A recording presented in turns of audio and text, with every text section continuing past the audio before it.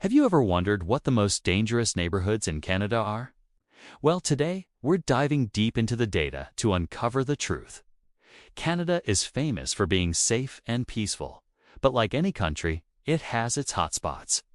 We'll be looking at crime rates, statistics, and the stories behind these numbers. It's important to remember that these are just statistics, and every community is filled with good people working to make their neighborhoods better. This isn't about fear-mongering. It's about understanding the complex social issues at play. So, buckle up as we explore the areas across Canada with the highest crime rates. Let's start our journey in the West, in Surrey, British Columbia, specifically the Whalley City Centre area.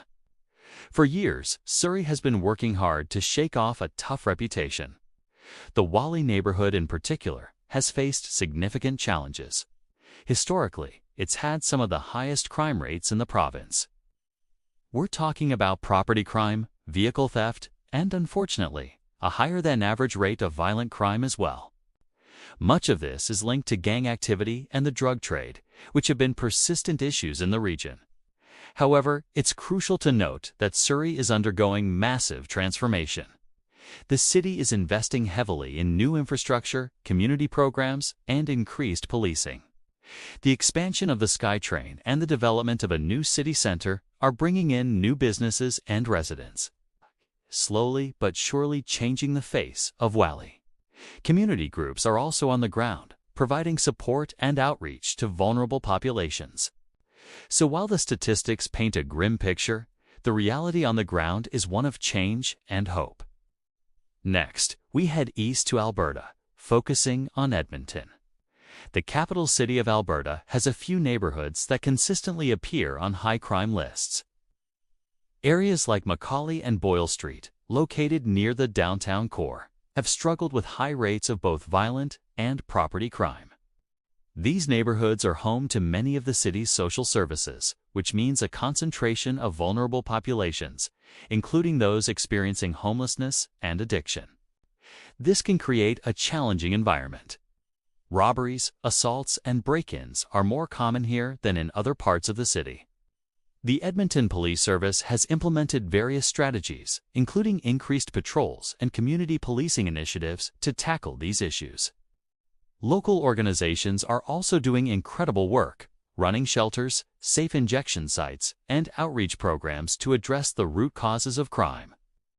It's a classic case of a city grappling with the complex intersection of poverty, addiction, and crime, right in its own downtown backyard. Continuing eastward, we arrive in the Prairie Province of Saskatchewan, and specifically the city of Regina. The north-central neighborhood in Regina has long been cited as one of Canada's most challenging areas. In fact, Maclean's magazine once dubbed it Canada's worst neighborhood based on crime statistics, a label that has been hard to shake. The rates of violent crime, including assaults and robberies, have been alarmingly high. Property crime is also a major concern for residents. The issues here are deeply rooted in intergenerational poverty, a lack of opportunities, and the lasting effects of colonialism on the Indigenous population, who make up a significant portion of the community. But the story of North Central isn't just about crime. It's also a story of resilience. There are powerful community-led initiatives, like the North Central Community Association, working tirelessly to create a safer, healthier environment. They run after-school programs for kids, community gardens, and safety patrols. These efforts show the incredible strength and spirit of the people who call North Central home, fighting to reclaim their neighborhood's narrative. Let's move on to Manitoba and the city of Winnipeg. The Point Douglas area, particularly the north end of it, has historically faced some of the highest crime rates in the country. This part of Winnipeg has struggled with street gang activity, the drug trade, and a resulting high rate of violent crime, including homicides. For many years, it was considered the epicenter of vehicle theft in North America. The social fabric here has been strained by poverty and a lack of resources. The housing is some of the oldest in the city, and many residents face significant economic hardship. However, like the other neighborhoods we've discussed, there's a flip side. Community organizations like the North Point Douglas Women's Center and other grassroots groups are fiercely dedicated to creating positive change. They offer everything from food programs to job training and safe spaces for youth. The Bear Clan Patrol, a community-based safety group, is another inspiring example of residents taking ownership of their safety, peacefully patrolling the streets and providing a reassuring presence. Now, let's journey to Canada's largest city, Toronto, Ontario. While Toronto is generally very safe for its size, some neighborhoods face more challenges than others. Jane and Finch, in the city's northwest corner, is probably the most well-known example. For decades, it has been unfairly stereotyped and stigmatized. While it's true that the area has struggled with higher rates of gun violence and gang activity compared to the rest of Toronto, this reputation often overshadows the vibrant and resilient community that lives there. Jane and Finch is one of the most diverse neighborhoods in Canada, with residents from all over the world.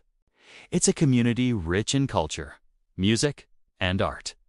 The crime issues are complex, often linked to systemic issues like underfunding, lack of economic opportunities for youth, and racial discrimination. But community leaders and organizations are pushing back, advocating for more resources and creating programs that empower young people.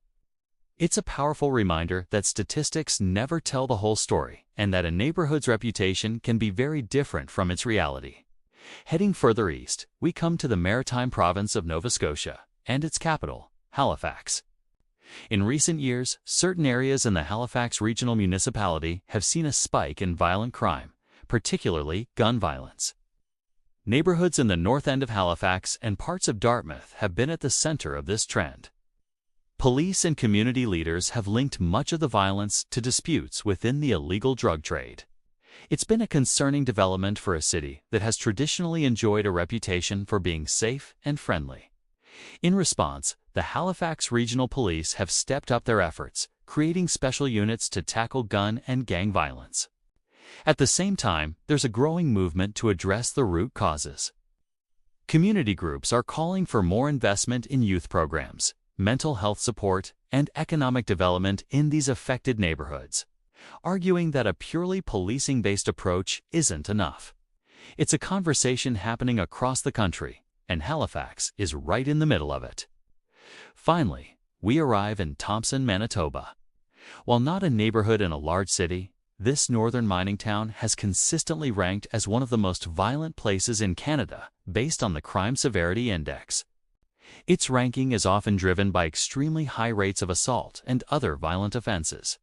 The reasons are complex. Thompson serves as a major hub for dozens of remote, primarily Indigenous communities in northern Manitoba. People travel there for services, shopping, and healthcare.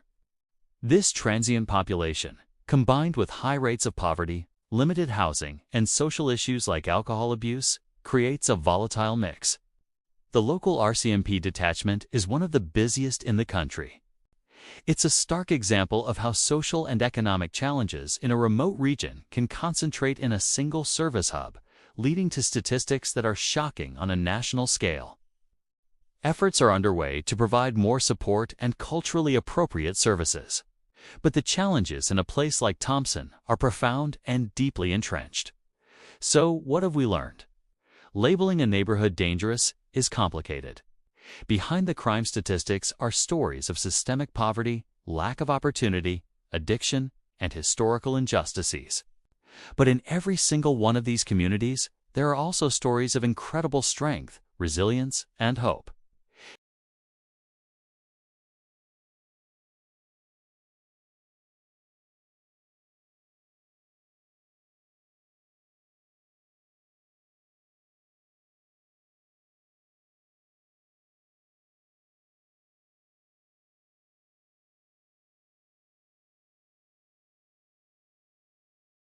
Thanks for joining me on this tour across Canada. It's a complex topic, and we've only scratched the surface.